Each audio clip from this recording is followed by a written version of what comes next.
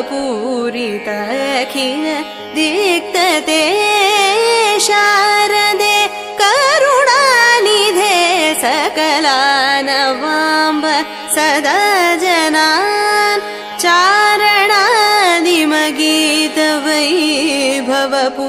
चारणादिमगीतवैभवपूरिताखिल दिक्तते शारदे करुणानिधे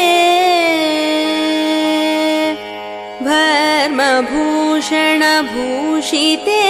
वररत्नमौलिविराजिते भर्मभूषणभूषिते वररत्नमौलिविराजिते